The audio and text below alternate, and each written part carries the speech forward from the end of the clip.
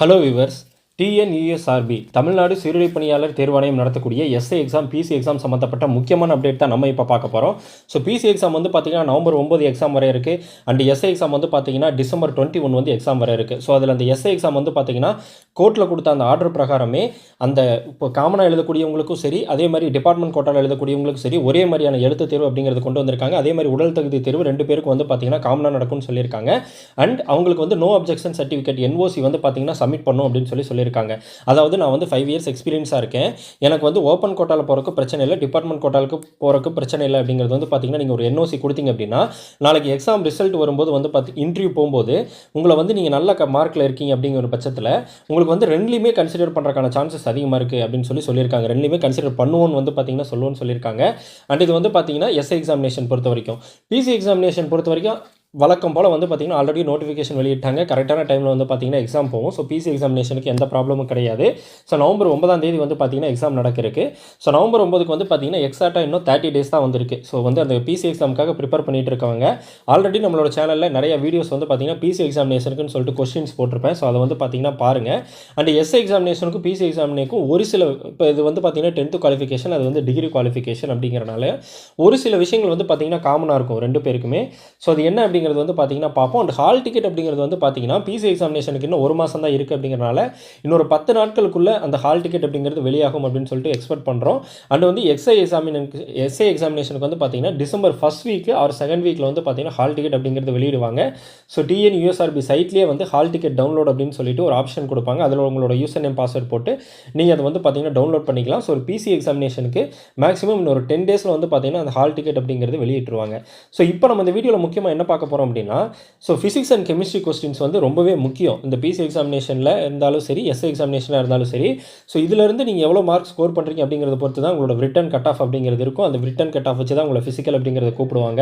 So மொத்தம் இருக்கக்கூடிய அந்த 70 மார்க்கில் நீங்கள் எவ்வளோ மார்க் ஸ்கோர் பண்ணுறீங்கிறத பார்த்து தான் உங்களை வந்து பார்த்தீங்கன்னா அவங்க ஒரு மார்க் ஃபிக்ஸ் பண்ணி வச்சுருப்பாங்க. அந்த மார்க்குக்கு மேலே இருக்கவங்களை மட்டும் தான், ஃபார் எக்ஸாம்பிள் 60 மார்க்குக்கு மேலே இருக்கவங்களை மட்டும் கூப்பிட்றது, 62 மார்க்குக்கு மேலே இருக்கவங்களை மட்டும் கூப்பிட்றது, இந்த மாதிரி ஒரு மார்க் பேசிஸ் வச்சு தான் வந்து பார்த்தீங்கன்னா எல்லாரையும் அந்த எக்ஸாமினேஷனுக்கு ஃபிசிக்கல் எக்ஸாமினேஷன் கூப்பிடுவாங்க.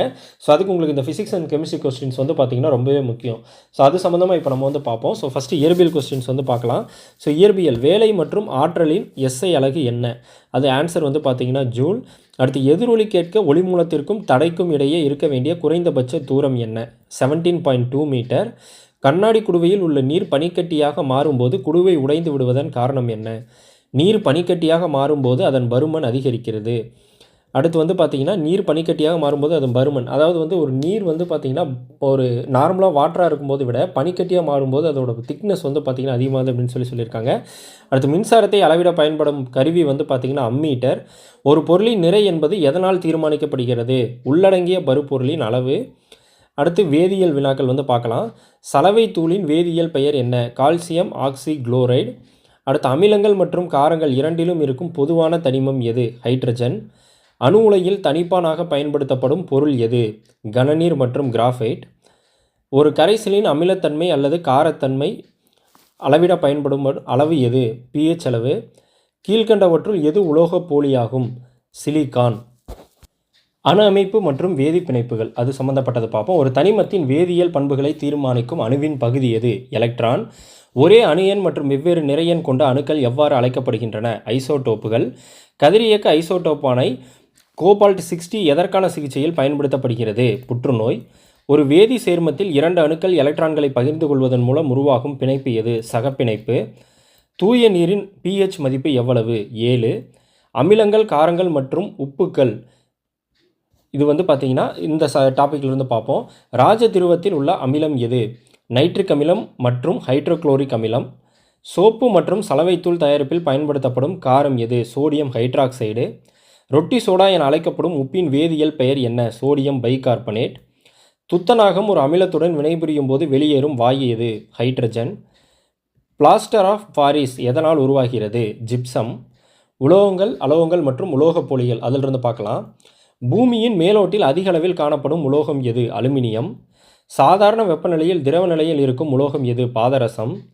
தீக்குச்சிகளில் பயன்படுத்தப்படும் அலோகம் எது? பாஸ்பரஸ். மிகச்சிறந்த மின்கடத்தி எது? வெள்ளி. துருப்பிடித்தல் என்பது எவ்வகை வேதியியல் வினைக்கு உதாரணம்? ஆக்சிஜனேற்றம். அடுத்து வந்து பார்த்திங்கன்னா கரிம வேதியியல் மற்றும் அன்றாட வேதியியல், அதாவது ஆர்கானிக் கெமிஸ்ட்ரி மற்றும் டெய்லி கெமிஸ்ட்ரி, அதிலிருந்து வந்து பார்த்திங்கன்னா பார்க்கலாம். ஆல்கஹால் உள்ள செயல்பாட்டு குழுவின் பெயர் என்ன? ஹைட்ராக்சிஸ். ஒரு எரிபொருள் முழுமையாக எரியும் போது எந்த வாயு வெளியேறுகிறது? Carbon di oxide. சமையல் எரிவாயுவின் முக்கிய கூறுகள் யாவை? புரோபேன் மற்றும் பியூட்டேன். புகையிலையில் காணப்படும் ஆல்கலாய்டு எது? நிக்கோட்டின். பாலித்தீன் தயாரிக்க பயன்படும் ஒற்றைப்படி எது? ஈத்தீன். நீரில் கரையாத வைட்டமின் எது? Vitamin A. கார்பன் மற்றும் ஹைட்ரஜனால் மட்டுமே ஆன சேர்மங்கள் எவ்வாறு அழைக்கப்படுகின்றன? ஹைட்ரோ கார்பன்கள். ஈரல் மற்றும் சிறுநீரகத்தின் செயல்பாட்டை பாதிக்கும் கன உலோகம் எது? காட்மியம். உலர் பனிக்கட்டி என்பது எதன் திட வடிவம்? Carbon di oxide. தீயணைப்பான்களில் பயன்படுத்தப்படும் வாயு எது? Carbon di oxide. ராக்கெட் எரிபொருளாக பயன்படுத்தப்படும் திரவ ஹைட்ரஜன் மற்றும் திரவ ஆக்சிஜன் எவ்வாறு அழைக்கப்படுகிறது? கிரையோஜெனிக். மின்சார பல்ப் உள்ளே நிரப்பப்பட்டுள்ள மந்த வாயு ஆர்கான். வாகனங்களிலிருந்து வெளியாகும் புகையில் இருக்கும் முக்கிய மாசு எது? Carbon monoxide. சமையல் பாத்திரங்களில் ஒட்டாத பூச்சாக பயன்படுத்தப்படுவது எது? டெஃப்லான். மிக கடினமான இயற்கை பொருள் வைரம். காந்தமாக்கல் செய்ய பயன்படும் உலோகம் எது? இரும்பு. சோடியத்தை எதில் சேமித்து வைக்கிறார்கள்? மண்ணெண்ணெய். அமிலமலையில் உள்ள அமிலங்கள் எவை? சல்ஃபியூரிக் அமிலம் மற்றும் நைட்ரிக் அமிலம். குளோரோஃபில் உள்ள மத்திய உலோகம் எது? மெக்னீசியம். பெட்ரோலின் தரத்தை குறிக்க பயன்படும் எண் எது? ஆக்டேன் எண். பால் புளிப்பதற்கு காரணமான அமிலம் எது? லாக்டிக் அமிலம். ஹைப்போ என அழைக்கப்படும் சோடியம் சேர்மம் எதற்காக பயன்படுத்தப்படுகிறது? புகைப்பட தொழில் நிலைநிறுத்தியாக. வெங்காயம் மற்றும் பூண்டில் இருக்கும் தனிமம் எது? சல்ஃபர். வேதியியலின் தந்தை என்று அழைக்கப்படுபவர் யார்? Antoine Lavoisier. இயற்கை ரப்பரின் ஒற்றைப்படி அது வந்து பார்த்திங்கன்னா ஐசோப்ரின். ஸோ இந்த மாதிரி வந்து பார்த்திங்கன்னா இப்போ நம்ம 50 கொஸ்டின்ஸ் பார்த்துருக்கோம். ஸோ நம்மளோட நெக்ஸ்ட் வீடியோவில் வந்து பார்த்திங்கன்னா நெக்ஸ்ட் 50 கொஸ்டின்ஸ் பார்க்கலாம். ஸோ இந்த 50 கொஸ்டின்ஸ் ரொம்பவே இம்பார்ட்டண்ட்டான கொஸ்டின்ஸ். ஸோ இந்த வீடியோ உங்களுக்கு பிடிச்சிருந்துச்சு அப்படின்னா உங்களோட ஃப்ரெண்ட்ஸ்க்கும் ஷேர் பண்ணுங்கள். நம்மளோட சேனலை கண்டிப்பாக சப்ஸ்கிரைப் பண்ணுங்கள்.